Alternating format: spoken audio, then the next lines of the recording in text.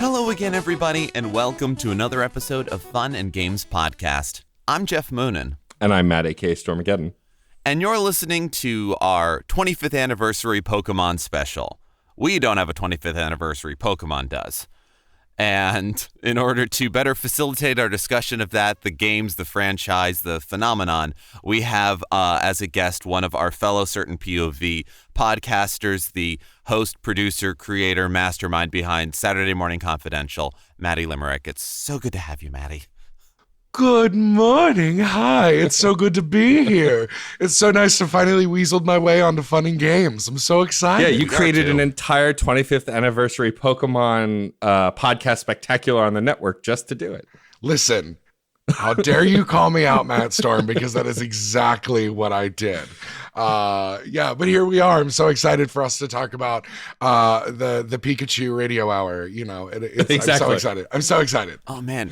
Please tell me that's actually a thing. I want that to actually be a thing. I wish it was. Like, how fun would that be? It's just like a serotonin boost where it's just like Animal Crossing style vibes in the background, and it's just Pika, Pika, Pika, Pika, Pika. And then it's just like several different voice actors being different Pikachu. You've got a couple Raichu and a couple Pichu. But I think that would just be like the millennial level serotonin boost that we're all just waiting for. So like, Pokemon Company, call us. I think we can facilitate. Let's make this happen. Let's make it happen. We don't need adult coloring books anymore. We want the vibes of the Pikachu radio hour. That'd be so good. That'd be so good. I'm really excited for this conversation because Geoff and I have talked about Pokemon before, but we haven't really talked about the full scope of it. We've talked about the movie Detective Pikachu, which we agree is one of the best video game movies ever made, let alone Agreed. Pokemon movies. I agree. Low bar, but still. Yes, it is a low bar. But I think it's really important to talk about how Pokemon, Geoff and I both agree that Pokemon is integral to our gaming identities, but I don't know that it's at the forefront of our gaming identities. And I think for me, the reason is because Pokemon has always just kind of been there. Since I was a kid playing video games, it's just always been around. I don't think I would say I was an active and boisterous Pokemon fan until recently, and I think it's because Pokemon's become more ubiquitous over the last 3 to 5 years. But I guess let's all talk about our starting point for Pokemon. And mine is really interesting. And I talked about this on another podcast that I think is not airing till April. So I don't feel bad retelling this story, although because this episode will air sooner than that, a rarity these days as Geoff and I bank 1 million episodes. So I first got into Pokemon, my Filipino friend Roy, and it's important just because, to mention that he's Filipino, because I grew up hanging out with him and his grandmother. They would make Filipino dishes all the time. We would come over, we'd just have lunch and hang out, and then we would play games together. And it's part of the hominess of it. But I was introduced to Pokemon by him by an early ROM of Pokemon Green on PC. Ooh. And this is how old I am. I'm going to date myself really far back. So I didn't have a Game Boy when it first came out. I didn't have Gen 1 Pokemon till towards the end of Gen 1. But I played Pokemon Green on a 3.5A floppy disk on my PC on an emulator. And then to trade, I would bring it to his house, the disc. He'd put it in his computer where he had his Pokemon loaded on the hard drive, open multiple emulator windows, and we would trade and battle on his computer. So no link cables, no Game Boys. We just played them on a ROM. And I remember just being obsessed with this game that I didn't really understand, that had cute monsters. The one I always picked was the cute little toad-looking Pokemon with a bulb on his back, which says a lot about me. And that's how I first got exposed to it. And then it wasn't until I think years later that I got a Game Boy and a copy of Pokemon Yellow, which was the first Pokemon game I actually owned of my own. I think I went back and bought Red since Green never came out in the States. But that's how I got introduced to Pokemon. And I don't think I saw the anime until after I played it at my friend's house. And I don't even know... it's so long ago that I can't even remember when in the timeline. I think it's before Yellow was released, but I honestly don't remember. I don't think I started anticipating Pokemon releases until Gen 4 or Gen 5, just because I think it was on the 3DS games or the DS games rather, that I first started anticipating their release. Before that, they just kind of existed, and I was like, oh, there's another one. I'll play that one, And then before I pass it off to someone else, my one hard truth that I have to admit on a podcast for the first time is I've still to this day never played Gen 2 Pokemon. I never played Gold and Silver. I've still to this day not played Gold and Silver. And I think now I've never played it because Matt's having a moment. I think part of it is because I was so obsessed with Gen 1, and then it wasn't until Gen 3 came out that I realized that there were more, which leads me to believe I got into it actually during Gen 2 and just didn't know what was out at the time. But yeah, I've never played Gold and Silver, and I think going back to it now might be hard for me because I like a lot of the modern things that the modern Pokemon games have added, like XP share and all that stuff, which that game won't have. So that's my early Pokemon experience. What about you, Matty? Oh, so fun story. The first game I played, just cutting to the story, is Silver, and then Crystal. So when you grow up lower middle class, you don't always realize you're lower middle class. Right. And so I never wanted for things, but I was also a simple, soft child. So as long as I had my Little Ponies, I was fine. But so my dad would bring home the NES years after it came out because someone gave us an NES. And I was still playing an Atari when the NES came out, kind of deal. Right. And so we were always behind. So really by the time that the Game Boy Color was coming out, I was still jamming to, X-Men and the Age of Apocalypse on my Sega Genesis. But it was one of those things that suddenly showed up at school and everybody was just suddenly talking about, because I was in 7th, 8th grade when the games came out and then when the anime started, and it just kind of blew up in my region. It was huge. I wanted to be liked by all the other boys. And so I was trying to learn everything I could about it, but my parents weren't going to buy me a Game Boy kind of deal. And so my friends did, they were nice. And I tried to catch the anime whenever I could because it didn't show until before I got home from school. But for my 16th birthday, when everybody else was getting cars and I'd had a particularly rough year at school as an August baby, my parents said I could get anything I wanted within reason. So I got a Game Boy Color and Silver, and I was blown away by getting to play it for the first time. And so that gen for me is very special, but I was surprised that you haven't, because it's the only game where you can go back and you also play the Kanto region after you play the Johto region. And so for me, it was really interesting getting to experience Kanto in the way of kind of becoming that powerhouse trainer in Johto, and then kind of going back and being like, oh, well, my level 100 Meganium is gonna lay waste all through Kanto. Let's figure this out. And so for me, until right now, oddly enough, I've never played the original gen except through the guise of Silver, or I did play Leaf Green a few years ago. I love an SP. I still have an SP that works beautifully. And so I played Leaf Green several times. That was really funny going back and playing, because it was the first remake, even though they hadn't really buffed out a lot of things yet. And so it was really interesting playing that after playing the others, coming into the 3DS region of things. So for me, it's Silver, and the Johto region is very special to me for that reason. But then you had Crystal, which was just an insane game. It was so good. It is, yeah. And Suicune is just the most queer sensibility ever of a design. So hell yeah. it's just pastels and soft edges and really dramatic constant wind. So I think just Suicune is secured itself in my soul. But that is my earliest. And so I will always equate it with the games more than the anime, though I did watch the anime and my mother made me leave the first movie because I had clones and it was the devil's work. Amazing. Oh, my stars. My stars and garters. It's gargoyles and witchcraft. It's dark-sided. Oh my God. What about you, Geoff? What was your earliest Pokemon memory? My earliest Pokemon memory was, I remember exactly where I first saw it. Because I know I'd seen the commercials, like that bus driver commercial where the guy crushes. If you grew up in America at that time, you saw that commercial. Yeah, even if you everywhere. don't remember it, you saw it. Look it up. It's there. And I've already given you enough information to find it.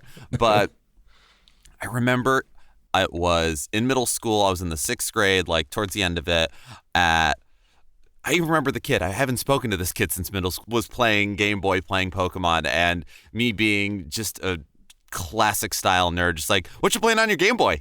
And he was excited about it, showed it to me, even let me play it for a minute or two, kind of like go through the menu and everything. And I didn't have the language or reference pool to know that this was the moment of, oh no, I'm in trouble. I think of the Penny Arcade comic where he's trying to figure out Minecraft. It's like, so I punch the tree and I get sticks, and I make the sticks into walls, and oh no, kind of thing. I became obsessed with finding this, getting this. So this had to be like 1998. I remember 7th grade being a very big moment of Pokemon for me. I saved up birthday money, allowance, whatever it was, and I got a Game Boy Pocket.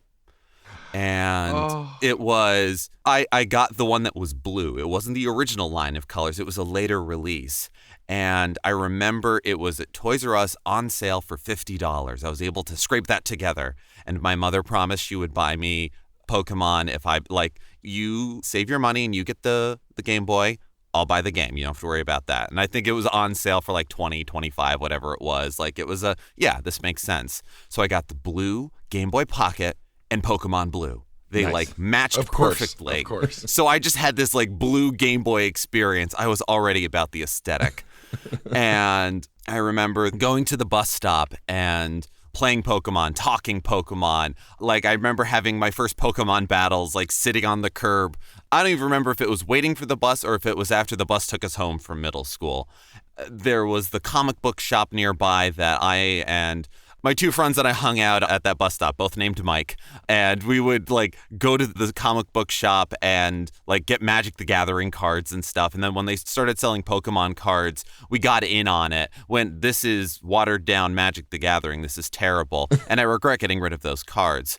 I would go and like, I make this sound like Pokemon was so much more of my life. I mean, it was a huge part of my gaming life for a moment there, but it wasn't like I was running around in Pikachu shirts and a trainer hat. I want you to understand, the only thing I bought of Pokemon was the game and some cards. Other than that, it was just consuming media.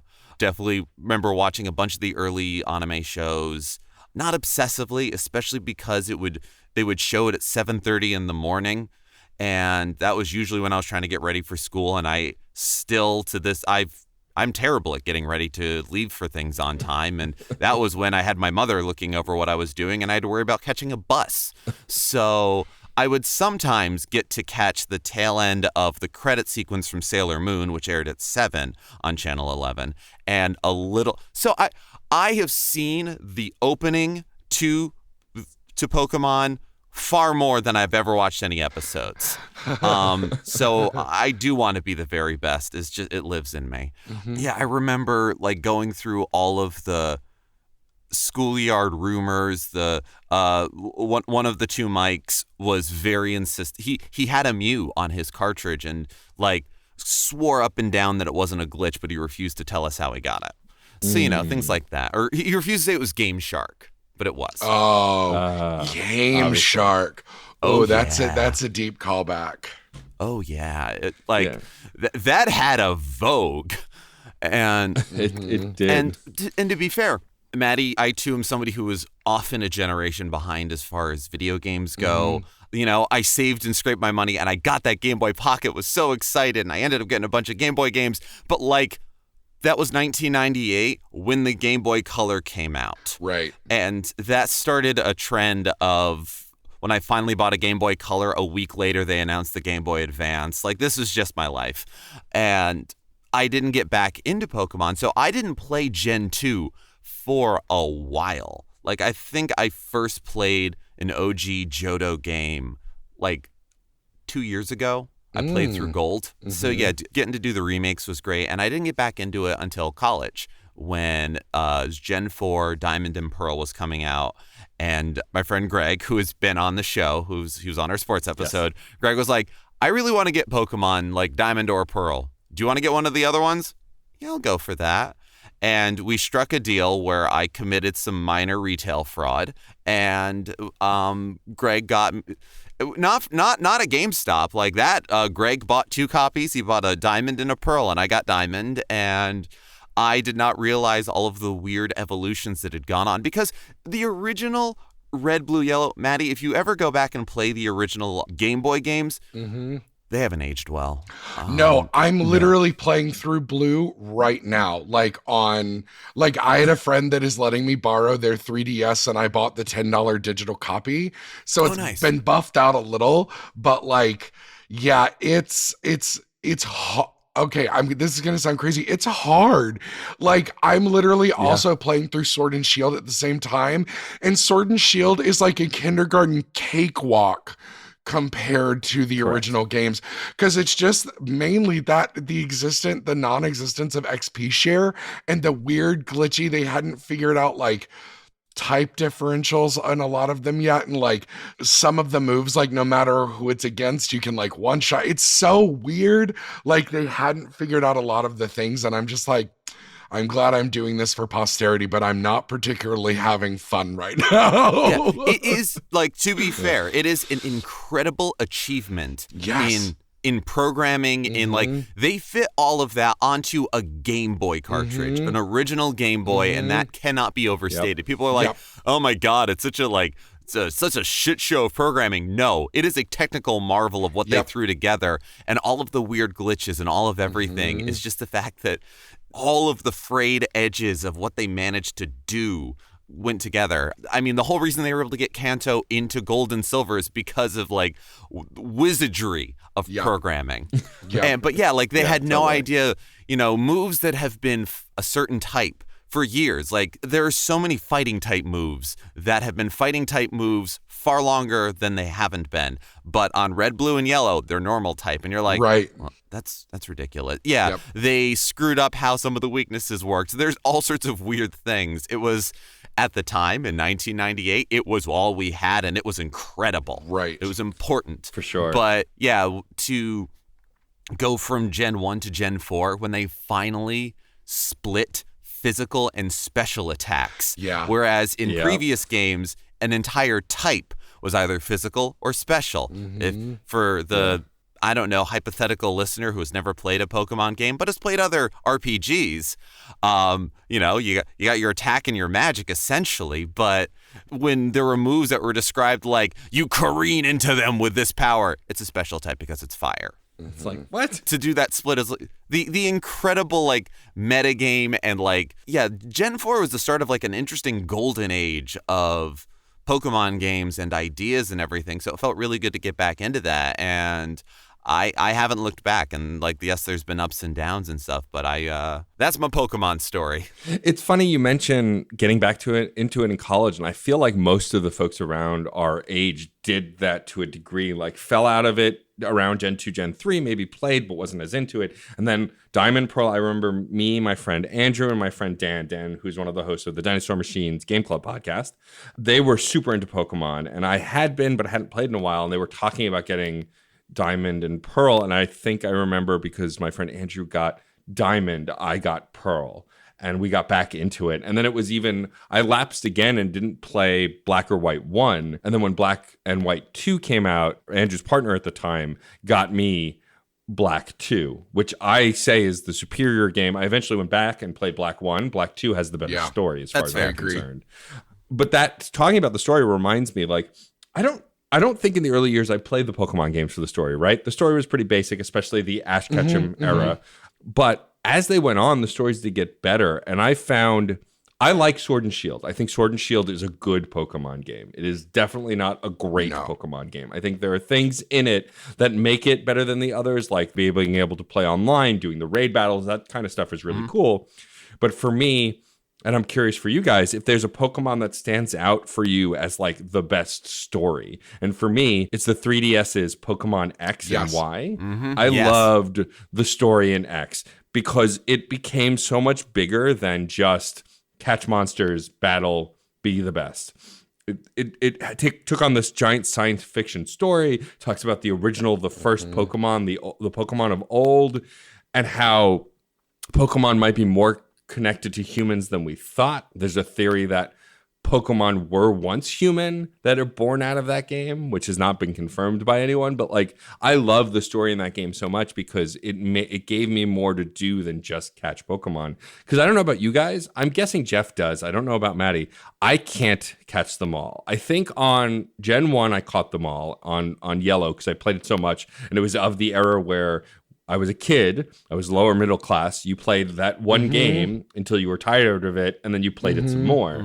But I don't think since Gen 1 I've caught every Pokemon. And now, I think I last checked, there's 898 Pokemon. We are barreling towards 1,000 Pokemon. Like, I just don't know that I have the wherewithal. I have friends who did complete the Pokedex on Sword and Shield, which you need the Pokemon Bank and a few other things to do. Yep. I can't. But do you guys have a favorite story, and also, do you catch them all? Ooh.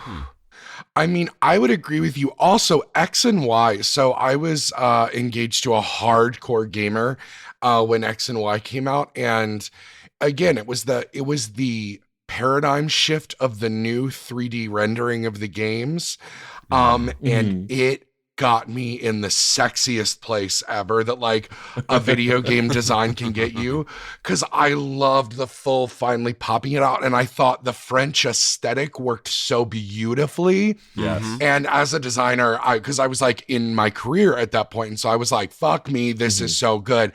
Now, I was annoyed originally when they were like, oh, there are only 70 new Pokemon, but we're integrating 150 of the other ones from the other 5 gens as part of that national dex. And I was like, I like 150 new ones. And my partner was like, listen, it can work, especially when we're getting regions that are closer connected. It makes more sense that there's going to be some overlap, because I really enjoyed Black and White too. I agree with you, Matt. Black was interesting because it was the first American-based design that we got, which I thought was really interesting how they built that world.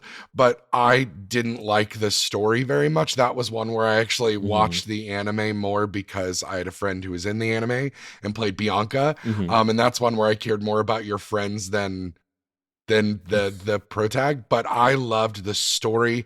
I loved that idea that like there are the big ancient guy.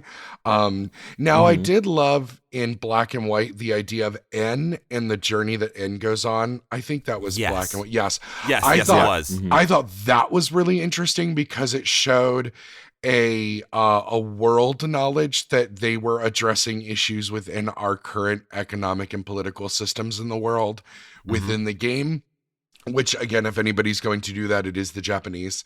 But I think I'm with you that I liked, again, also because with Johto before this was like, as my queerness was budding, I was obsessed with the rival in that game, and then that it was Giovanni's son. And I'm like weirdly a Teen Rocket stan. I actually think Giovanni's are really interesting. Other than Jesse and James in the anime, which how can you not? They are literal queer and trans icons. Oh yes. I present, as I push that on them, I could just do a Team Rocket stan cast because I love them. I'm into that. And, in anime, you also don't typically get the character journey that those 3 have gotten. I include Meowth in that.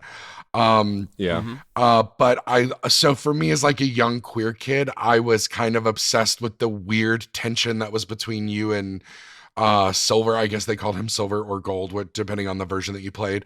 His little redheadness that wasn't there with Gary, because in the anime, Gary, smell me later, pops. And Silver seemed a little more refined, which is as a bougie little gay kid, But I think long story long for you, Matt Storm. I think I have to agree with you that X and Y. And X and Y was the first game that I remember throwing myself back into hardcore. I played all of them. Diamond and Pearl is the only one that I've never finished. I didn't really care about that story. It was also a weird point in my life. So I need to go back and play Diamond and Pearl. They need to give us that remake Cowards. Give it to us hard. Yes. Yeah. So I think for me, Though I will die on the hill that introducing region-specific variations of Pokemon in the Alolan version in Sun and Moon was fucking genius. And Yes, I agree. they keep stepping it up. It's the best part of Sword and Shield or the fucking Galar versions of the Pokemon. I'm gonna die on these hills. Yeah. But I will also say that of the battle variations that we've gotten, Mega Evolution was the coolest and it works the best. Yeah, I agree. hate the G moves. I hate the Z moves. I hate Yeah. Gigantamax, Vivamax. Like, I use them, but like, it's so fucking trope. Like, we could get into the tropes of The kaiju battles. yeah, it's just it's one of those where like I don't enjoy the gym battles in Sword and Shield because I'm like, okay, let's save our Gigantamax because I know it's going to be this, so let's make sure I save it for this. Though I will say, just Galar or Sword and Shield is the first one where like, because it's auto XP share for your team, I'm grinding way harder for my entire team than I ever have before. And I'm swapping out my teams between every gym and grinding between every gym because I'm finding in Sword and Shield that unless you get OP on a team, I'm not having as easy of a time defeating the gym leaders with the same team every time. And it's been a little more fun because like I've never cared about IVs and perfect breeding and blah blah blah because I am a competitive card player, but I've never been competitive with the digital just because it's supposed to be fun for me. And when you start having to grind and hatching 400 eggs to get a shiny with perfect IVs, it's just not fun anymore. I understand that's fun for some people. You. Yeah, so it's not fun for me. Right. It is fun for a lot of people, and I love when my friends get so excited about it. But again, long story long, I think X and Y is my favorite. I found myself replaying it. Now, I will say, I wish their post game was better, and I wish there was more story with X and Y. Like, I get that they had a lot to do to make it prettier, but also Sycamore can fucking get it. That was the first time I went, Yes. ooh, senpai. Like, I was like, my character, and of course, I always play as a female when I can, because she was always just like, Professor Sycamore.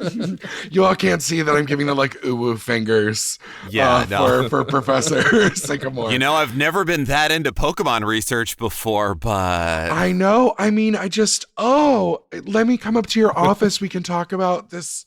Can we unlock some Pokemon. potential together, Professor Sycamore? Let's talk about grooming of Pokemon, shall we? Oh, Mega Ring? Oh, that Mega Ring. Okay. I will give you that the design in Sword and Shield, that's the most I've been attracted to multiple characters in a Pokemon game. Like Sword and Shield, it's just they can all get it. Maxed out my poor little Mike just screamed red at me. Also, like, Game Freak is understanding Barra Boy culture because like the chairman has a belly and has salt and pepper and bags under his eyes, and I have never wanted to scream daddy more in my life. I but just also, wish he had better motivations. Like, he's such a me too. Yeah. Yeah, he's such a nothing character, but yeah. But then Milo, can we have a Milo Stan hour for a second? That little Lulu hurting himbo that just runs the ultimate him. I think Himbo literally was created by Pokemon Company. Yeah. They penned Himbo. It is Milo. And listen, all the boys on TikTok that cosplay Bo, Lin, and Nuktuk and Milo. It's the only thing giving me serotonin working through the rest of this pandemic. I am not usually somebody that when games are coming out, when movies are coming out, whenever media is happening, that I tend not to get on the pre-release hype train. Yeah. Because so much nowadays, the no spoilers ideals, as well as the notion of like, we are going to like utterly suffuse every soft tissue of your life with this. So by the time you get to it, you're sick of it. You have high expectations. You need it to be these things. Fuck that. Yeah. But I have enjoyed, like, even not actively engaging in Pokemon hype, I still see enough memes and things that happen. And when they did the first reveals of Sword and Shield and people saw Milo, the amount of like, yes, thirst, fan art, cosplays before the game even came out, as well as the fan theories, because that man has elevator music in his head. It like just from the look on his face, which also led to people being like, is he secretly a Ditto? Like just the way they drew the smile and everything on him. It's like secretly Ditto. Confirmed kind of thing. So it's just like, all right, I'm in on this. Okay, cool. Also, even with Pokeball, dude, there's some gays working up at the Pokemon company now. Just because the ball guy? Oh, Pokeball guy. Oh, Pokemon guy. My ball guy. Would you be my ball guy? But also the women in it are some of the baddest bitches we've ever had in the games. And their design is fantastic as well. So they're so hot. I went, well, I'm definitely pansexual. Like, I was like, listen, I'm into everyone in this game except the protag because they're children. Look, we were all into Cynthia back in Gen 4. That doesn't say anything about your orientation. That just makes you smart. Listen, Cynthia. You either wanted to simp for Cynthia, you either wanted to be Cynthia, or you wanted to fuck Cynthia, and most people were all three of those people. Or you wanted Cynthia to step on you. I'm not normally I want a woman to step on me, or I need anyone to step on me. I'm not that kind of whatever, but it's like the severe black outfit, just how much that champion battle hurt, and the fucking high heel shoes and everything. Like there's something there. She walked so the 9-foot tall vampire woman in Resident Evil could run. Like yes, yes, absolutely. You're 100%. Right. People think these things come out of nowhere. You just gotta look for it. You gotta find the connections. Pokemon research. I love how everyone online was like, "Oh, Resident Evil fell into this." I'm like, "That's baloney." They knew exactly what they were doing when they released that. The trailer ends with her pinning you to the ground and showing her claws. Like, give me exactly. They know. They know. It's not an accident. Geoff, you never got to answer. Are you in the Pokemon X and Y camp? Do you think that's the best story of the Pokemon game? So, let's see. Getting to answer third on these is wonderful because I can kind of formulate and pick and choose or like reinforce or push against. I think also X and Y, as far as a complete story, I think it does the best. I definitely agree. Matty, I'm with you on N in from Black and White is such an interesting character, has such a cool arc. Yeah. I definitely love looking at comparing and contrasting the motivations and goals of villain teams and N and Getsus as like clashing ideals, but like wrapped up under the same notion or the same like public facing idea, but for so many different reasons. It's wonderful. As a nihilistic college student, I really did enjoy Cyrus from Platinum and Diamond and Pearl, just a certain amount of, oh God, I'm so tired and I just want to go into another dimension and end everything. Why? I'm going to dress my team up in chainmail. I'm going to give them the most baller-ass battle theme. And we're all going to cease existence. And I don't think there's been a good villain motivation since Team Flare. And I do also appreciate the red suits. I love it. The style, the no pun intended flair. The flair, if you will. Flair. The flair. I also agree that Mega Evolutions were such a great thing. I know they're a bit gimmicky, but I think with the benefit of hindsight of where Z moves and Gigantamaxing and everything is gone, it's much more of this was cool strategy. This was a neat thing, in the same way that Pokemon regional variations, which is something I've wanted since getting back into Pokemon back in college. I'm like, look, I have a low-key, deep nature love, just, enough of things of, but, the same species can diverge in all these other different places, and if we're talking about evolution, and I don't care if it's magical evolution or whatever, but, this version can be different here, and that's a great way to not have to deal with, 1,000 Pokemon, even though that's nowhere near the amount of species of animals in the world, video games, whatever. But the fact that, unfortunately, the machine that is the Pokemon phenomena, franchise, everything, necessitates consistent releases. They can't they can't take 5-6 years to make a new game, which is why when people are being like, they're using the same 3D models from X and Y for Sword and Shield, that is the most lazy programming I have ever seen. Are they even trying? Yes, they are. They are not a massive company. They are not rotating releases like it's Call of Duty, and this is a huge moneymaker, and this is where like capitalism and artistry are definitely both hand in hand, but those hands are arm wrestling. So there's a lot of, I understand why these things happen. Like Mega Evolution was a big deal. It's those sort of things like you have to sell why people need this. And we are all men in our 30s who love Pokemon and will probably buy at least some stuff. But I remember like 10 years ago or something, was visiting a friend who, an older friend who had some kids who were like, 8 or 9 years old. And several of them had binders of Pokemon cards. So many Pokemon cards. They'd never played the games, but they loved Pokemon and they loved the cards. Some, like, I think that one of the younger kids, who was like 5, he barely knew what the cards did. He just liked how they looked. He liked what they were. Like they were just a collection to have. So I understand like bringing those things in and having those things happen. And like you need to see what sticks. But unfortunately, with such a narrow window on all these developments and all these creations and how much they have to, like, unfortunately, some things don't get to stick. And I think X and Y was another point where I delved deep and like I had a very vertical dive into Pokemon stuff. Like I was playing a lot of spin-off games. That was when they came out with Pokemon Picross and Pokemon Shuffle, the only match 3 game I have played.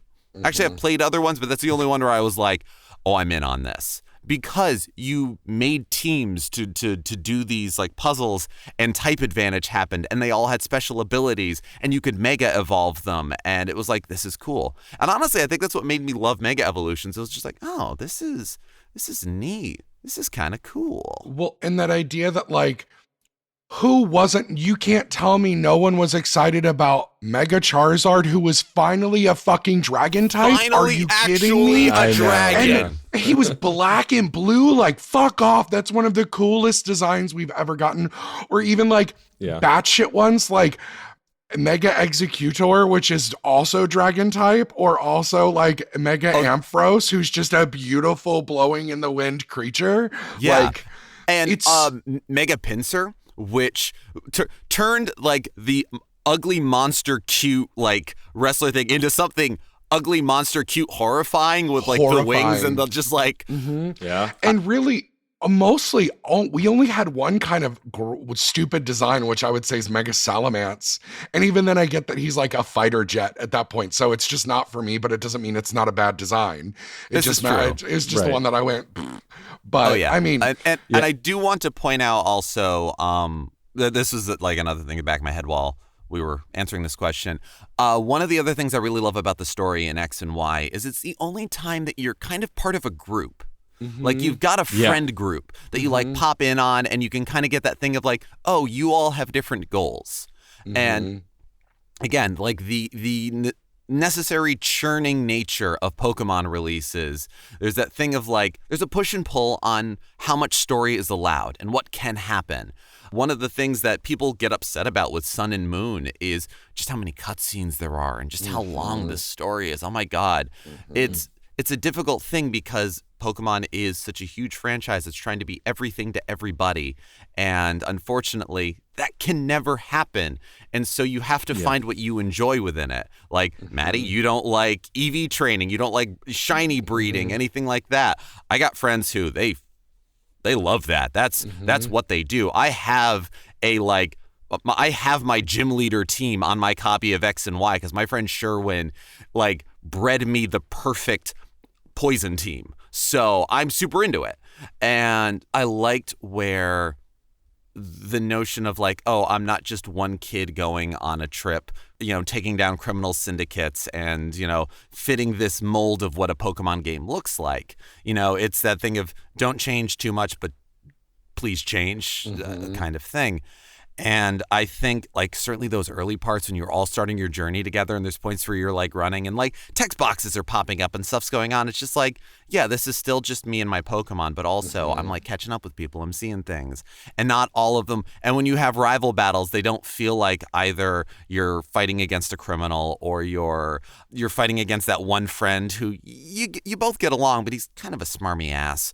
And like they've definitely gotten good in the recent games of, rival fights just being more like, hey, let's have a friendly battle. How you doing? What's going on? You want to be really good? I want to be really good. Let's test each other kind of feeling. But that's one of the things that I loved about the newest gen, about Sword and Shield, is that your rival was your best friend. And like, who doesn't have that best friend that you have competitive rivalries with? I mean, Geoff and I get competitive about stuff. Like, I love that idea that you were genuinely good friends with your rival and still had an actual rival in the trainer who gets eliminated and then comes back. And like, that was a great way to diversify the story. Before we spend the entire episode just talking about the games we've played, I feel like we should talk about Pokemon as an event and also get to the eternal question towards the end of this episode, which is, what is your favorite Pokemon? If you had to choose one Pokemon, which I know is a tough question. I've already planned on cheating and have two favorites. Me too. But he says wearing the Evolutions of a Bulbasaur shirt. The thing about Pokemon that's really interesting is like, I always felt like when talking to folks like you two, like great conversations about Pokemon, constantly talking about Pokemon, but talking about to most folks, they didn't even know what a Pokemon was until a few years back. I think it's been out for 4 years now, 3 years, something like that. But the creation and release of Pokemon Go made Pokemon ubiquitous in a way that it was not before. Yeah. Kids who liked Pokemon knew about Pokemon, but now if I say Pikachu to probably any breathing human on the planet, they will know who Pikachu is because of that game and because of Detective Pikachu, which also came out a few years later. And I remember at first being very hard on Pokemon Go because it was like, a Pokemon game where you just catch them, but there's no battles. What's the point? And then I started playing it, and then I was making excuses to run errands for my spouse so I could get in more steps and catch more Pokemon. Like, it boiled down Pokemon to its absolute basic, like the mechanic of catching Pokemon at its basic level. And I think it was really awesome. I can't say that at some point or another when I was growing up, I wasn't one of those kids like, oh, casual gamers, they suck. I grew out of that because I actually have a brain. But like the idea that you brought in so many people to this franchise that otherwise would have never played it, still may have never played it. Like I have so many friends who've never played a Pokemon game, watched the anime, played with the cards, but love Pokemon Go and know all the Pokemon from Pokemon Go. And I think that's awesome. It is.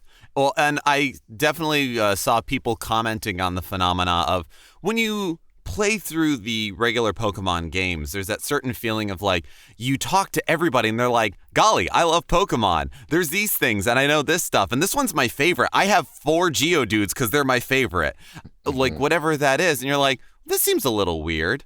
And then, the summer of 2016, Pokemon Go happened, and you'd walk up to strangers because you all had your phone out, so you knew it was Pokemon Go, and you could talk about the Pokemon you caught and try to find things together.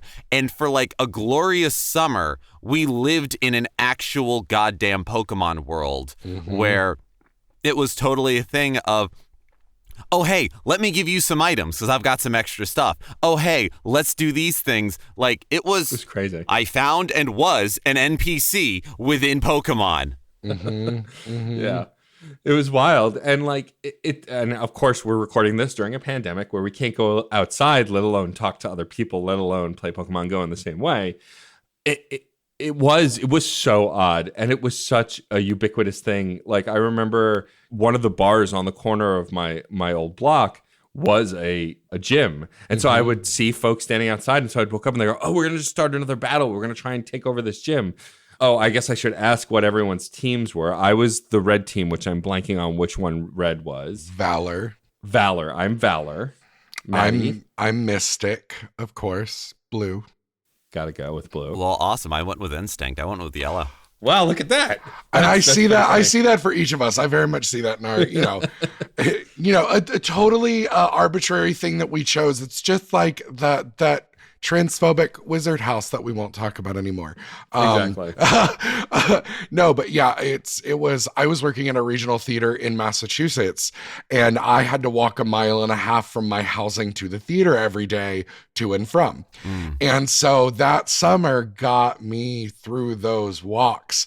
But it was also fun because I had to walk through, it was a small, shout out to Barrington Stage Company, and it was a small town. So like you literally had to walk past City Hall or the town library, and you would just see people sitting outside. There was one group that loved playing so much that if you were playing with them, they would give you an Ash Ketchum hat. Like they wanted to like, amazing. They put together this little pod of people that if they saw the hats, they could like come over and talk to you, and you all could like help each other. And it was such a wonderful summer that like, besides working on the shows that I did, like it was so nice to have that and literally meet the people of this town that like anybody that works in regional theater goes, oh, the locals, oh, the townies. But it was actually really nice to get to know the townies and play with them, and then go back to my little college town in the Catskills where everyone was playing Pokemon, and my campus was only about 1/2 mile across, maybe a mile across. And so we had like 40 Pokestops and 15 gyms. And so it just became huge part of like my undergrad culture, my last 2 years of just playing, or my last year playing through Pokemon Go with everybody. Nice.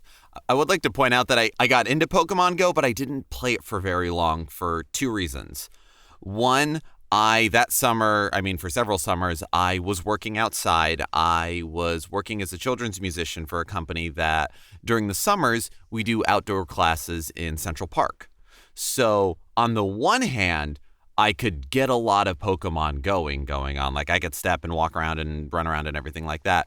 But I also needed to use my phone to check people in, to handle a lot of the front end of the business. And it drained my battery so fast that I couldn't actually do much. And I also, that month of July, I paid so much in data. Oh my God. Yeah. And the other one, the one that was the nail in the coffin, was like, all right, I'll just catch stuff around my house. Like I will, while I'm on Wi-Fi, try to do what I can, maybe take a couple of walks around the block. Then if I'm getting low on battery, I could charge. That's no big deal. I ended up finding a skunk. Not a skuntank, an actual skunk. Actual skunk. Oh, no. Because I live in Upper Manhattan near a lovely park that has skunks. And normally I don't mess around with them. I know how to deal with them. I don't panic. Just walk past. You don't bother them. They don't bother you, sort of thing. But because I had my face in my phone, and I am a New Yorker, I have a very developed, not amazing, but developed sense of my surroundings even while I'm focusing on things. I have to.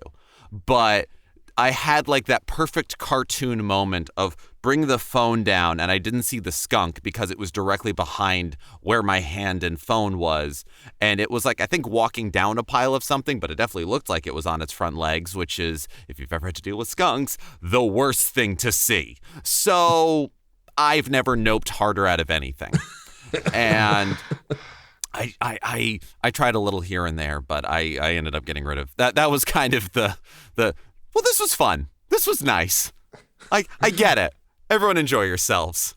Yeah, that's totally fair. There was the downside to some of the stuff around Pokemon Go, but like there's always going to be negative. Right. But that was the first year I ever bought a cell phone battery pack, like a charger, a portable battery pack to charge my phone. I needed it to play Pokemon Go or my phone would die. And then it ended up coming handy at like conventions and stuff. When you were running around all day, you can charge your phone. Yeah. But I don't think we would have gotten a movie like Detective Pikachu if it weren't for the ubiquitousness of Pokemon Go. The fact that everyone knew what Pikachu was by that point, and a lot of the different Pokemon, made that movie accessible for most people who had any passing love or knowledge of Pokemon. Yeah, well, we had that kind of a wave, but it was the very first wave when Red and Blue hit, even before Yellow. Right. Like that first crush of Pokemania, of Pokemon everywhere, of news outlets would report on it. It was on Time Magazine. It was all that. And it had all of the earmarks of they're just trying to make as much money as they can as this fad inevitably will fade. But it didn't, and it kept going, and it has had its peaks and valleys and everything else. But this was the first time since then, almost 20 years after it started, where it was like, oh, no, this is everywhere. No, this is a big deal, and everyone's kind of getting back on it. So, yeah, like super important. And again, not every game is for everybody. Let's Go Pikachu, Let's Go Eevee isn't for every hardcore Pokemon gamer, but it's real good. And I love my copy of Let's Go Eevee, and I've lent it out to friends who have kids, and it's just like, it's a wonderful part of the whole. Yeah, totally. I think it's important in the year of our Pikachu 2021, we should talk about the fact that we are finally getting a new Pokemon Snap called New Pokemon Snap, which is very exciting. But that brings me to talk about, like, do you guys have any favorite spin-off games? Because like the mainline Pokemon stuff and the card games and stuff, that's always been at the forefront of Pokemon. But like I remember loving Pokemon Snap. I remember loving Pokemon Pinball and a bunch of other side games. Like there's Pokemon Mystery Dungeon and Pokemon Rangers, which my friend Dan recently did a video on. For me, my favorite side game has to be Pokemon Snap. I recognize that going back to it now, it's probably not as good. It was very much an arcade machine inside a cartridge. Like it was a couple hours long, and like there were secrets to find, but you could probably 100% that game in like 10 hours or less. But there was just something about the precursor to having smartphones, being able to take pictures of Pokemon in a game, something that we do all the time in all games now with photo mode and stuff, like to make a game around it was like kind of mind-blowing for me. I think for me, it's got to be Coliseum and XD, which are, again, not canonically part of the franchise, but those games slapped so hard. I still have a GameCube and go back and play Coliseum every so often because it's so fun. Also, starting off with an Espeon Umbreon pairing of your Eevees, like... That's right. I am heavily coded by that game.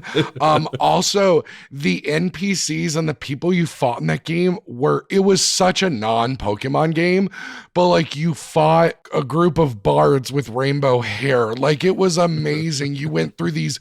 It was like the anti-Pokemon game, which I liked, and I actually would love. Didn't you start as like a member of an evil team, and you're just like, I'm breaking away, like Team Snag 'em or something? Yeah. Well, because it's that idea of the Shadow Balls. They want you to like capture Pokemon and turn them into Shadow Pokemon, which we have gotten now in the Pokemon Go verse. We have gotten the dark Pokemon that you purify. But yeah, no, those games are so good. I think they still hold up surprisingly well.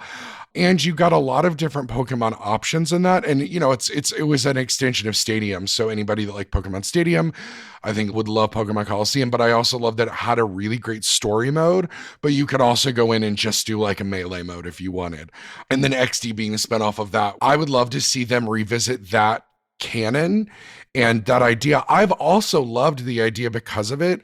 Idea of a game that's they've got it a little in Sword and Shield where you now respond in different ways to your NPCs. Granted, it's always leading you in the same way, but it gives you more of a reason to get things. I would love a game that's a little more, I don't want to say free will, but that is inspired by that one where you start off as a team of whether it's Team Rocket or you start off on a team and you either lean in and you become a leader and an executive in that team, or you work from the inside to push them out. But because of that, my favorite spinoffs, I haven't actually played a lot of them, and a lot of them I don't like. Ranger didn't keep me. I played through the first Ranger game and found it unnecessarily difficult. Like it doesn't help you do well. And I didn't like Conquest because I didn't understand Conquest. In theory, this idea of like 7 Samurais Pokemon, it should be the coolest fucking thing because I would love to know more back history about this world, this universe, because again, I can't casually love anything. You all cannot see the 100+ Pokemon plush above my head right now, but I can't casually like anything. So I would love historical games. I would love more history about the world. Pre-technology Pokemon world could be really cool. Yeah. Sorry, long story long because I ramble. It is Coliseum and XD Gale of Darkness are my favorite spinoffs. How about you, Geoff? My favorite has to be Hey You Pikachu. Oh God! No, you it's can't be not. It is serious. Oh, thank absolutely God. not. I was like, I that just- game What's was a- wrong with you? That was a What's nightmare. wrong with me? hurt I you? needed to Who see hurt your you? faces when I said it. I just want to scream at my N64 and watch the world burn. Is that so wrong? So I have sampled a great deal of Pokemon spin-offs, and I enjoy most of them. Like, to be fair, Pokemon Conquest is like a tactical RPG, which I deeply love. And I'm sure I'm not the only person talking on this podcast or the only person who is involved in listening or part of this that has been like, well, if I were to make my ultimate Pokemon game, I would do it like this.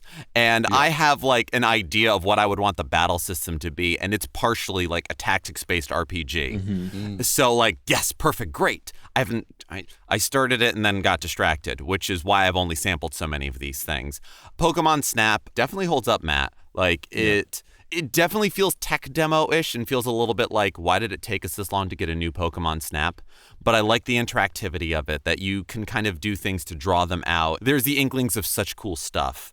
Also, I do need to give that shout out to Pokemon Pinball because that is my wife's favorite Pokemon. Like, she doesn't like the mainline games. She likes RPGs where she can have a single party, and this is fine. Maybe enough for 2 parties, but I'm sorry, there's how many Pokemon? You want me to train them all? No, that's stupid. I want one team and we're good. I would say, honestly, the digital ones that I mentioned earlier, Pokemon Picross and Pokemon Shuffle might be my favorites because I do have a love of puzzle games. And applying Pokemon logic to puzzle games is something very cool, and I wish they would do more of. I mean, Pokemon Picross, my love of Picross games, pixel puzzle games, nanograms, is well documented on this show. And the fact that each of the puzzles are a different Pokemon, and you had a certain amount of, depending upon who you had on your team, they would have different abilities that would help you solve stuff, and there was just something very fun about it, and it was a very well-designed Picross game.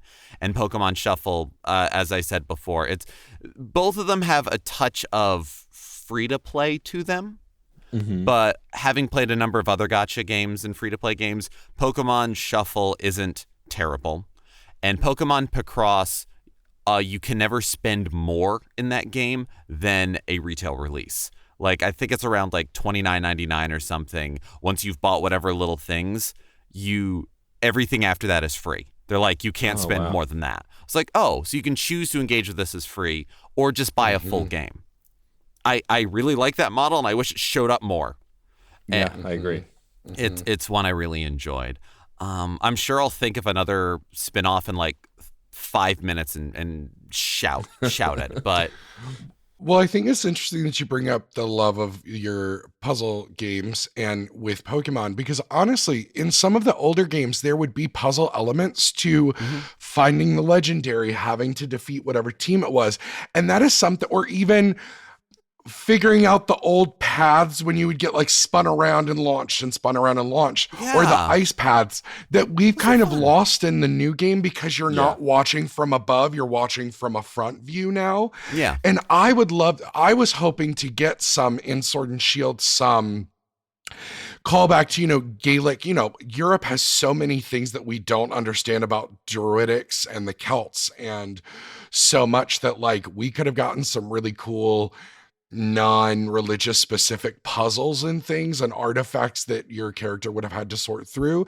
And I would love to actually see some more kind of puzzle elements being added to the Pokemon games that require a little more than, okay, let's do this now. Let's run to this next town. Yeah. What is this? What is, because that's the only thing again about Sword and Shield where I go, I feel like I've checked more strengths and weaknesses of types than anything else with that game. And this is going to sound crazy, I miss the Game Freak or the guide people. Like, you don't need the guides to do Pokemon anymore, and I kind of miss having to buy the $25 guide to figure out everything in Pokemon. It sounds crazy that I'm like, let me give someone else more money, but I loved, maybe it was just like I did it with Silver and Gold or Silver and Crystal, and then with Ruby and Sapphire, like doing every item and finding every person and doing everything from every map. I loved, and I wish there was a little more of that. I wish there were more hidden things in the games so you could do a cursory playthrough, but then also like have a heavy replay value. I remember having the original guidebook for Red and Blue. It had a sticker sheet in the back. And, you know, back then when it was like the pixel version of those Pokemon from Red and Blue, it's like, I don't care. I had Venusaur on my Pokemon Blue cartridge. And the Nintendo Power sticker fit perfectly on the back of my Game Boy Pocket. And that was my thing. And I miss Nintendo Power. I miss Nintendo Power. It was, I checked them out from the library, but I loved them. I thought, you know, it's such a, that's also back when there was a novelty to, the secrets and to secrets, but also like magazine culture.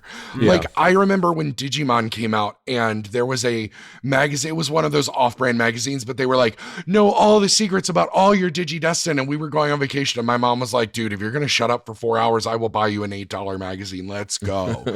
And so I kind of miss those publications with, you know, because Game Informer, I don't care about Game Informer. No one reads their Game Informer. Well, maybe you guys do. But now that I get it digitally, I just go boop, boop, boop, boop, boop, bye. Yeah. Bye, guys. Yeah, I absolutely would pour through my issue of Game Informer when I got it physically, but now that it's digital, I haven't looked at I haven't looked at it once. I mostly look at like Game Informer and other sites, Prima Games and all of that digitally. Like I'll read individual articles by game journalists that I like, but like I don't read game magazines in the same way. And we've talked about strategy guides on the show before. I still have a ton of old strategy guides for FF7 and Super Mario RPG, and like RPGs were some of the best strategy guides. So I completely agree. Bringing it back around to the side games thing, I think I've never been excited for spin-off games like I am for the upcoming Pokemon ones, because there are two coming out. There is a Pokemon Snap, which I loved Pokemon Snap, as I said before, so I'm excited for the new one. But they're also making a League of Legends style Pokemon MOBA game that they announced last year that was going to be mobile, where you run in lanes. It's strategy based, and it's coming to the Switch and to phones, but they haven't given us any more detail since whatever the Pokemon event was like last year. But I'm interested in that because that is taking Pokemon in a different kind of competitive route, because they're making it co-op multiplayer in a way that Pokemon has never been, like simultaneous multiplayer play, which is what has always been interesting to me. And what was interesting to me about Temtem, which was a game that's come out that's not Pokemon, but is clearly Pokemon on PC, is that allows you to run around the world together catching Pokemon, which is a thing that Pokemon itself has never done. There have been like hacks online, and there have been people who've made illegal fan games that illegal finger quotes fan games that allow you to play co-op, but there's never been an official release by Game Freak for something like that. And so I would love to see more of that kind of stuff. I am curious what you want from the future of Pokemon. We're probably not getting another gen for a little while, because this gen, instead of re-releasing like a remastered version or a third version of Sword and Shield that incorporates DLC, this time they just released DLC. Which I have yet to play, but is on my list, and I will play at some point. Same. But, the DLC brought, you know, old gen Pokemon and Pokemon that weren't already originally in the region, because, you know, people are complaining that there weren't enough Pokemon in this game that has 500 Pokemon or whatever. But it's not all of them, and because we, for a long time there, were having space to be able to catch them all. While Gotta Catch 'Em All hasn't been the slogan or part of the advertising since, I think, Gen 3. Yeah. But it's still so in there, and everyone's got their favorite, and everyone's got their, like, but you don't have my... This is that please everyone thing.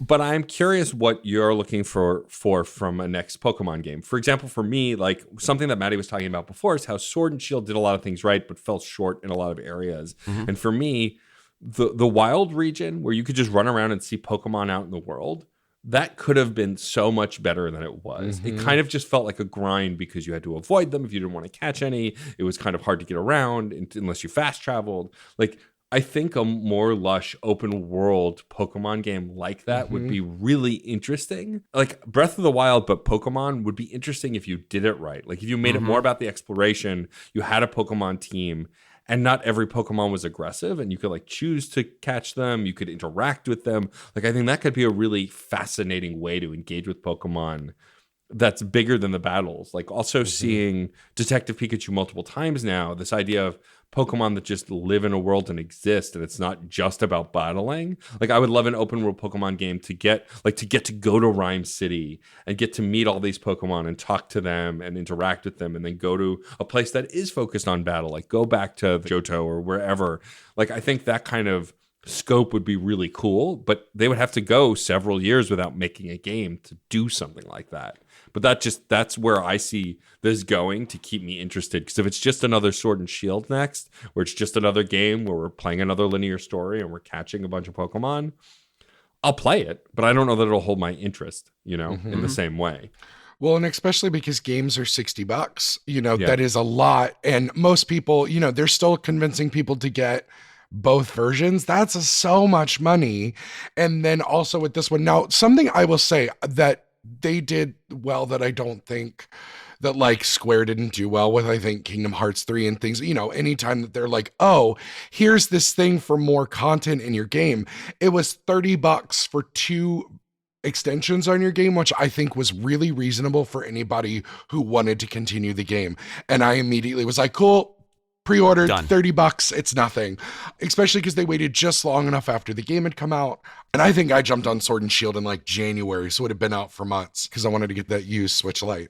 But I think there aren't always many titles that'll pull me over because, again, I can go weeks, months without playing video games sometimes, and then I will obsess over them.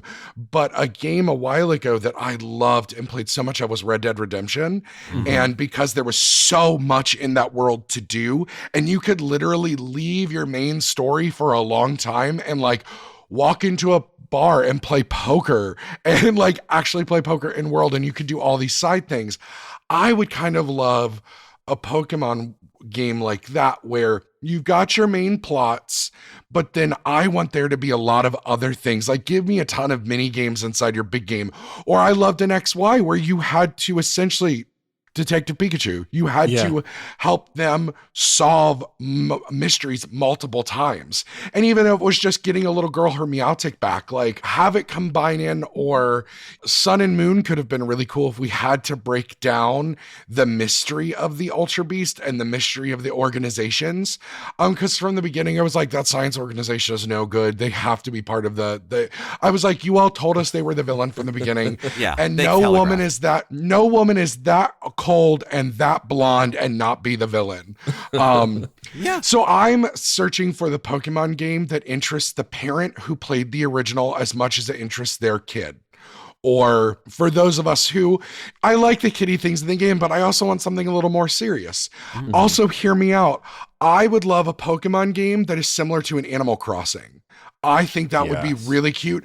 Somewhere that's like a mystery dungeon, but like maybe you're literally just doing an island of Pokemon and you're all doing things together, or you're a trainer who is a Pokemon farmer, or you're not a Pokemon breeder. I think that's creepy and weird.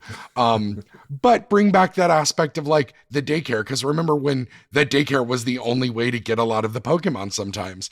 I would love a kind of maybe a super casual Pokemon game that is, you're not battling, but you have a way of, or this is going to sound weird, but a rehab center, like you're opening up an island for a place where Pokemon can come, and part of the game is people being like, oh, my Pidgey, the wing is broken and I can't take care of them anymore. I'm so sorry. And then you rehab that Pidgey, and then that Pidgey comes and lives on your island. I would love a super fun game that's super casual, like an Animal Crossing, but also give us something that's a little more open world where there's a lot to do. Because my issue with the Wild Zone was that you also launch in early in the game and half the Pokemon are 20 levels above what you can do. And it seemed pointless, and I got frustrated and immediately left, and then realized, oh, I was supposed to grind that whole time. And I went, oh, well, shit, fuck me. Guess we got to go back. I honestly, I enjoyed the Wild Zone because there was a certain amount of danger to it. And because as a longtime Pokemon player, it's so ingrained, like, this is baby time games. They're not going to throw me in an area that I can't conquer. Oh, look at that large Pokemon. I'm going to go over there. I'm sorry, it's how many levels? Oh, I loved that. I loved being able to run away scared from Pokemon. It felt dangerous. It's like, get to the next town. Oh, I'm kind of in line with what's going on here. Cool. And you kind of come back to the area, and then you can handle it a little better. I liked that. And I agree that it needs further development. Some of my favorite things within the world of Pokemon, the franchise of Pokemon, mainline and spinoffs, are getting different viewpoints of how people can interact with the world of Pokemon. I feel Game Freak is never going to shake completely free of, you're a child who's going to be the very best. And you know what? That's almost like give people the spreadsheet Pokemon experience that they want and deserve. Like, that is where you can get the nitty gritty. I'm going to catch, I'm going to train, I'm going to maximize, I'm going to do. And I love Pokemon Snap to be able to take pictures of Pokemon. I love the idea of, being like running a Pokemon daycare, trying to manage where your Pokemon can go, who can interact with each other. Because we have the Pokemon Natures now, which have stat boosts and things. But if you're running a rehab center, you have to train Pokemon. You give them like PT and, all right, you need to be able to produce a stronger flame. So let's do some things there. I do want a more cohesive ecosystem, or if not cohesive, connected. I would love to play a Pokemon game. It doesn't have to be a mainline, but it almost is an actual Pokemon safari, where you are trying to do research on Pokemon. Something I've always wanted in mainline games are almost like trainer-specific side quests. Like, I am a Pokemon trainer. Not everyone in the world of Pokemon, as much as they love Pokemon, are trainers. So it's like, hey, can you hold on to my Machop for a little while and see that he's able to do this? You bring it back. You don't keep all of these Pokemon, but you do some training, you get some stuff for it, you do whatever else. And that could also get you into working with Pokemon that aren't part of your ideal team, but you are being a Pokemon trainer. In terms of a more open world game, I would love to do something where there's like maybe a city nearby and you've got like the wilds. You maybe do a bit of mystery dungeon exploring an area, but sometimes you need to have some Pokemon with you just in case you're ambushed by something huge, but that's not the goal. Like, you do need to train, you do need to get stronger, but that's out of necessity, that's out of survival. But look for Pokemon tracks, listen for Pokemon calls, try to get good shots of things for research, because again, that coming together of Pokemon Snap, as well as the utterly batshit Pokedex entries. Because I don't know if it's actually canon, but I know it's a very popular headcanon that all of these sound insane because they're written by 10-year-olds. Right. It can produce flames over 13,000 degrees. Like, the sun's not that hot, kid. I know it feels like it, but could we not? You know what? Let's have a thing where you are correcting the Pokedex entries that are being submitted by trainers. Like, you are working for like Professor Oak and you are trying to get some cohesive Pokedex entries. Could we please? I would, that's what I want. I want Pokemon Fact Checker. And it is training, it is research, it is searching, there is danger, there is it is enjoyment of regions of Pokemon. And you can even have it be one region. Like, give me DLC built on the back of the skeleton that it's like, all right, we're exploring a little bit in the Ore region, which we haven't been to for a while. Okay, we're checking some stuff in Kanto, so you're going to be going a little between some cities here. There's some more town supplies you can do. Actually have not survival horror, but some survivor to it where you can only carry so much equipment. So that's going to affect how loud you are when Pokemon, if you're trying to sneak up on one, how fast you can run away from something if an Onix suddenly comes out and just strikes. Yeah, I would absolutely love a game it's not a huge, it doesn't stretch out, but it stretches down, where all of those little facets and things, not just the thing of there's underground stuff, but you run around too much. Maybe, let's get Dune in here and be you've awakened all sorts of ground type Pokemon. Different weather means different Pokemon happen. So a little Animal Crossing-y in that. And it's depending on the day, you'll get different weather. Because Pokemon, the mainline series, has had some interesting looks at that. Some times where, there are certain Pokemon that only evolve when it's raining. So you have to get to a region that's doing that and make that happen. Picking at those and finding those, I think I want Pokedex Fact Checker. That's the game I want. Or it's, because it's just the stories of 30-something ex-Pokemon trainer who couldn't get work, so they came to their hometown and work for the local professor, because it's good work. But they have to go back to Lavender Town for the first time since they were a trainer and experience what the ghost tower is as an actual adult versus being an 11-year-old that's sent into the most haunted building in an entire country. Yeah. And that would be amazing, a DLC thing, you want to get people into it as far as you're in a new region. But then Yeah, get the Kanto. I have to ask, so like we know there'll be a new game in a little while. What country would you like to see that based on? Because I know for me, I would love to see Rio and Brazil be the next country and because I really want a jungle. Because like I loved Alola, how plush it was, the island aspect and how kind of diverse the country of Brazil is, but also their rich supernatural history, as well as the kind of hidden mysteries of like that, or Mexico City. I would also love to see Mexico be either, I think, Brazil or Mexico, because I think that would also be interesting because we've been getting more diverse bodies because they have realized that Pokemon is worldwide now. And so I would love to see even more kind of in the next game, but also I just think they would be beautiful. And also like you end up in the city based on Rio during Carnival, and how cool that would be, what a Pokemon Carnival would look like. So I don't know if you guys have thought about that, where you would like to see it go next. Oh yeah. I mean, I think for me, I loved the hint in Sword and Shield of rock and roll being ingrained in Pokemon and having rock and roll and punk based characters. And so like I would love like an Icelandic Pokemon game, or like where you go to Reykjavik and you see Pokemon concerts, like, because that was a thing that I didn't think of until I saw Detective Pikachu, like Loudmouth, what is the Pokemon? Loudrift. Explouds. Being a boomboxing Pokemon that actually produces music and beatboxes. Like, yeah, I love that idea. And so like something more musically involved, or even like a Nashville Pokemon game where it's focused in like a town based around music. Like, I think that would be really cool, and see how different Pokemon that aren't specifically music related are affected and influence the music of that area. You've now given me the notion of black metal Pokemon, and I can't let that go now. I love both of those answers, and I think a different one that has been on my mind is either Australia or New Zealand. Oh, yeah, absolutely. Because there is natural beauty. There is talking about the idea of native culture versus folks coming in, like things like that, as well as, I mean, I was talking about how much I liked the wild area. If we get an Australia-based Pokemon region, not since Gen 1 have we gotten so many poison-type Pokemon coming in. Bring it. I want the blue-ringed octopus Pokemon. Like, yes. Also, you've got the biggest, scariest creatures in the entire world are in Australia and New Zealand. So, yeah, that would be awesome. Yeah. Come on, give us the kangaroo fighting type. That we've been waiting for. Yes. There is someone. Gotta have boxing gloves on. Yes. Of course. Do it. Yeah. Do it, cowards. You're cowards. Do it.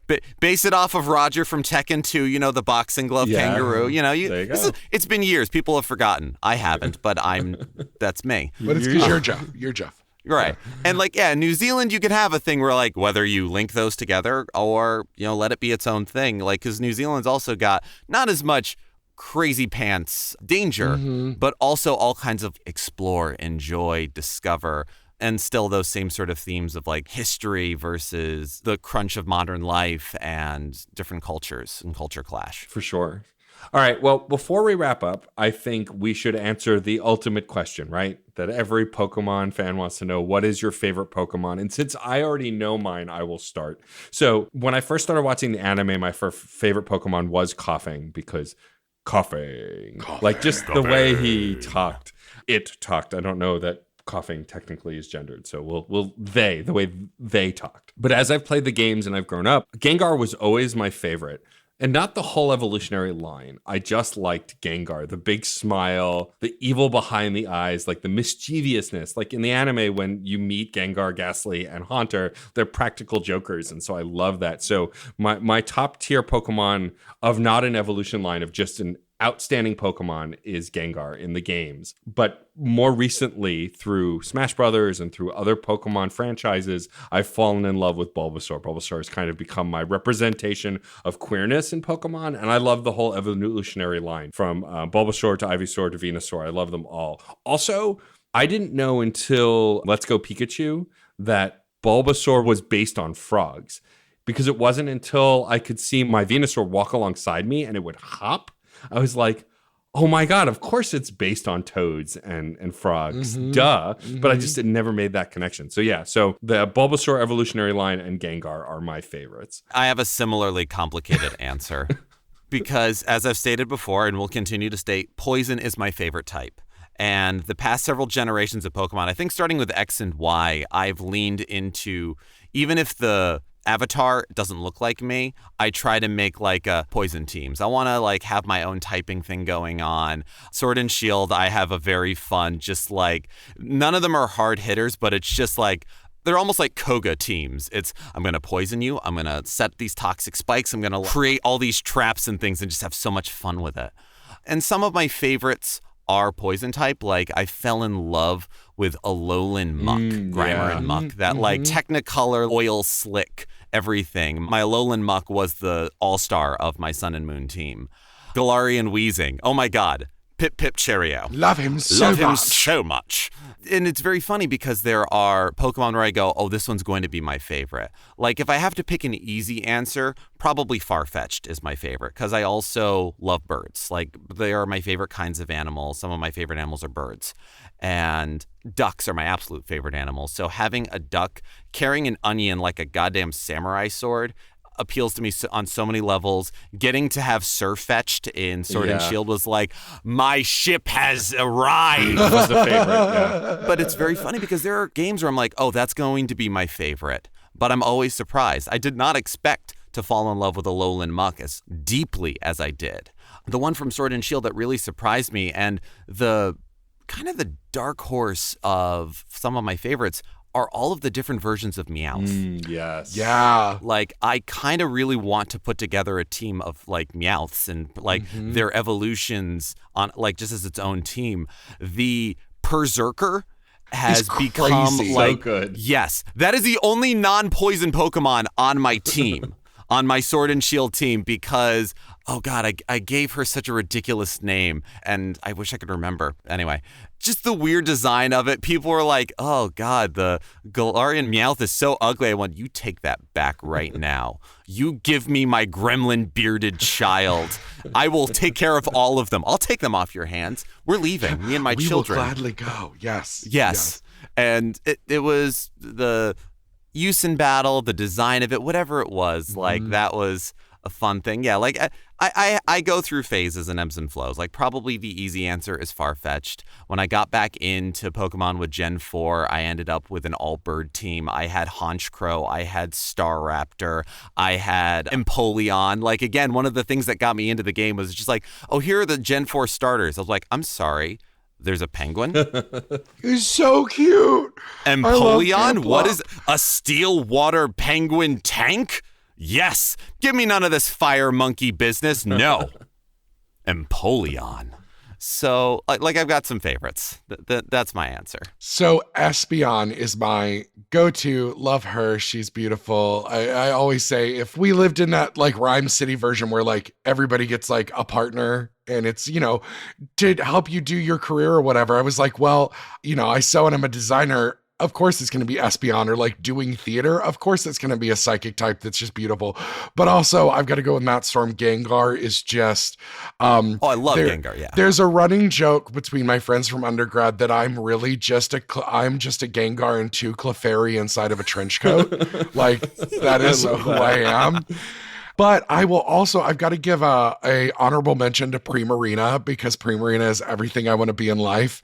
And talking about, you know, ending up liking a Pokemon because the anime, I leaned in heavy and watched XY because I thought it was cute.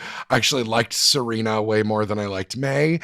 But then when we meet Clement and Bonnie and Dedenne shows up, and I didn't give a shit about Dedenne in the game at all. I was like, it's the clone, it's cute. But let me tell you, this little nugget is everything. I just, no one can see at home that I'm holding up. Oh, I also have the Pokemon Center keychain size as well. But Dedenne is so cute and so likable. And it's the idea that like Bonnie wasn't old enough to have her own partner Pokemon. So she agrees to, you know, Clement trains him, but she carries him in a fucking messenger bag. And he's like, I love him so much. But it's one that I would have never thought about using him in the game because he's not as useful as like Emolga was as a clone, because Emolga was just a fucking tank if you used him correctly.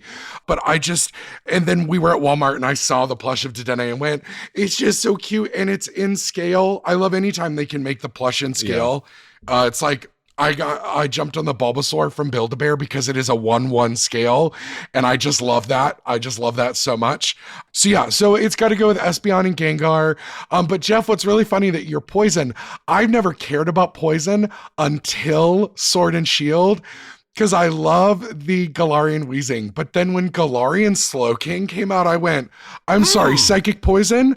I'm sorry, Psychic Poison? And I always said my gym would be Psychic Ghost. But now I'm like, between Galarian Wheezing, Galarian Rapidash, and Galarian Slowking, I was like, bitch has a poison psychic gym, I guess, because I can be really toxic at time and I will read you for filth. So like, I guess it works. Yeah. Thinking on like what would be the Pokemon that I'd have as a partner help me out, whatever, it would probably be Toxtricity from Sword and Shield.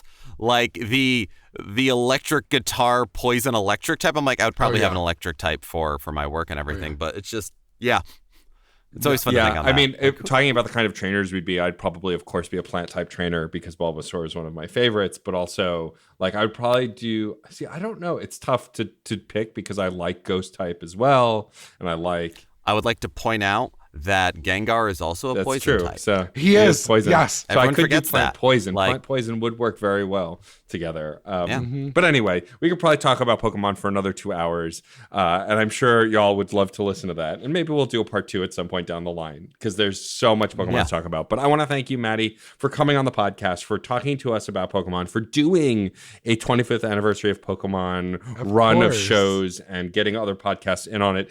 Why don't you tell the listeners a little bit about Saturday Morning Confidential if they haven't listened and the kinds of stuff that you have going on over there for 25th anniversary of Pokemon. Yeah, so Saturday Morning Confidential spun out of our old podcast Open Dreams, but it is talking to artists, creators, contemporary millennials, and some Gen Zers about properties they're nostalgic for, not just in a nostalgia way, but in a way that they've inspired what they do now and those kinds of things. So we've talked Gem of the Holograms, we've talked Steven Universe already.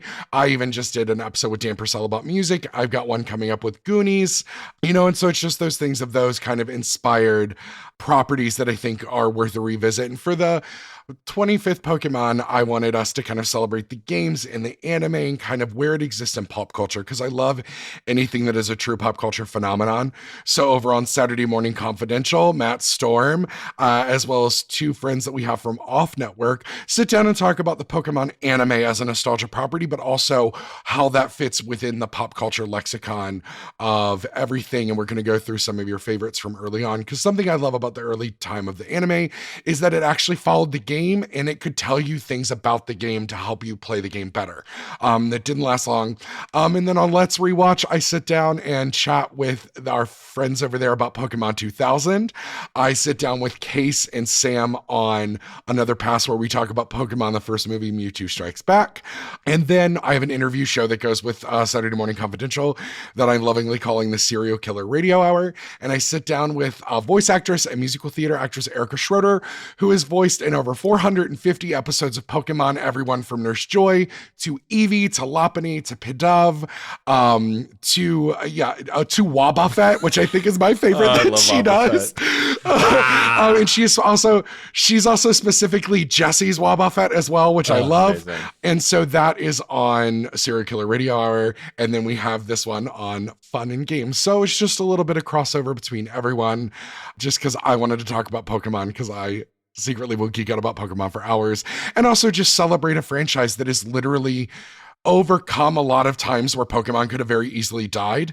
And also just this idea of what the Pokemon Co. going from being part of 3 different companies to just being their own monolith and producing their own anime and games and content.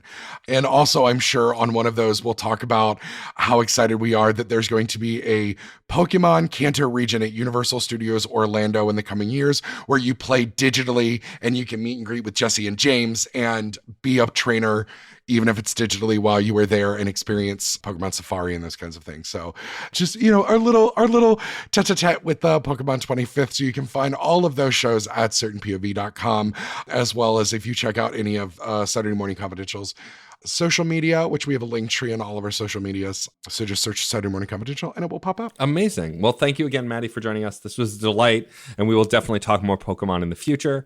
Thank you, listeners, for listening. Like Matty said, you can find this and many other shows at CertainPOV.com. You can also find a permanent invite link to our Discord server, and you can join in the conversation about everything Pokemon there. We share lots of memes. We have channels for all of the shows that are on the network. We have a bunch of new shows that have recently joined the network. And of course, you can also reach me and Geoff at Fun and Games Pod on Twitter, on Facebook, on Instagram. Of course, you can email us funandgamespod@gmail.com. Any way you want to reach out. And of course, write us a review if you've got a chance. If this is your first time listening, we'd love a review and a rating on your podcast platform of choice. Helps us get featured and more people to find the podcast. And we just want to hear from you, no matter what medium you want to reach out. We want to know your favorite Pokemon. What's your favorite type?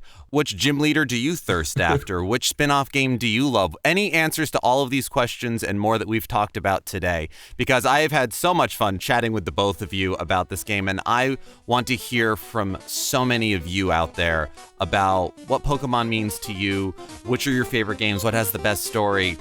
Let's keep this conversation going, because it is a conversation. Thank you for being a part of it. I'm Geoff Moonen. And I'm Matt, a.k.a. Stormageddon.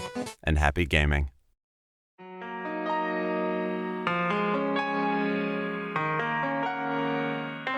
Nostalgia is one of the strongest forces in the human psyche and is responsible for the continued existence of some of our favorite fandoms.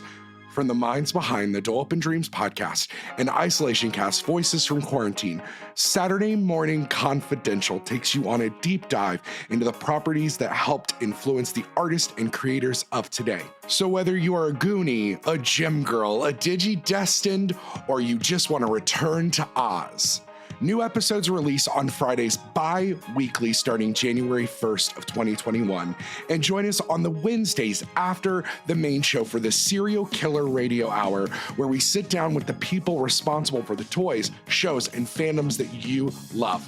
Now you can find Saturday Morning Confidential at CertainPOV.com/SMCPod or on your favorite podcast platforms.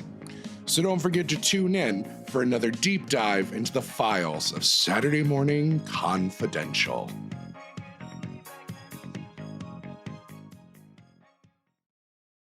CPOV. CertainPOV.com.